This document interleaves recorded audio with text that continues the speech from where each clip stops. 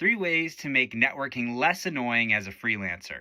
So, networking is critical as a freelancer because you don't have a group of colleagues supporting you and a team behind you. So, it's really helpful to have other freelancers on your side who you can trust, who you can brainstorm with, who you can complain and commiserate with, and you can eventually send each other projects and clients once you're at a certain point in your relationship and really trust one another.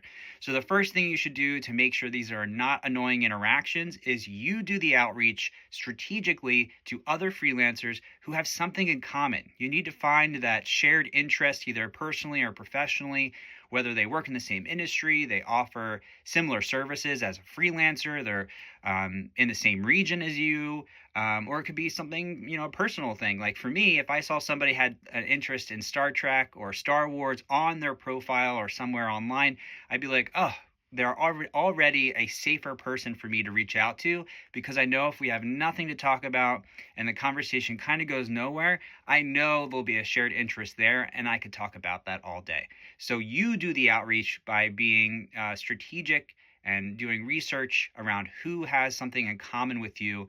And that's a great starting point to kick off your networking, and hopefully with people that are kind and have shared interests. The second consideration is treating these first interactions with a new person, a new freelancer that you haven't met before, kind of like that screener date that, you meet somebody on a dating app, and you don't want to commit to a full dinner because you don't know what you're really getting into.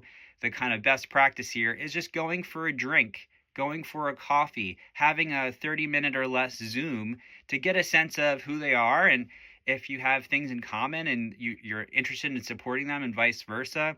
Does it feel natural, or is this like a forced interaction?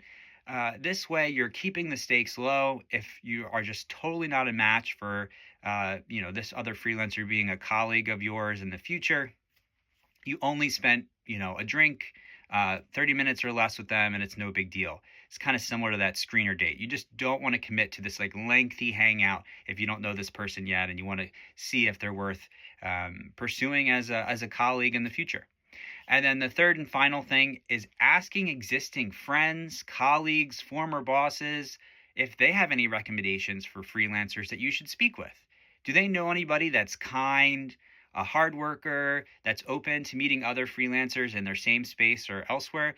This is a great way to find quality people that want to support you, and that you're willing to, excited to support as well, because you have someone you already know and trust vouching for them as someone worth speaking to. So those are the three things you should do to make networking less annoying as a freelancer.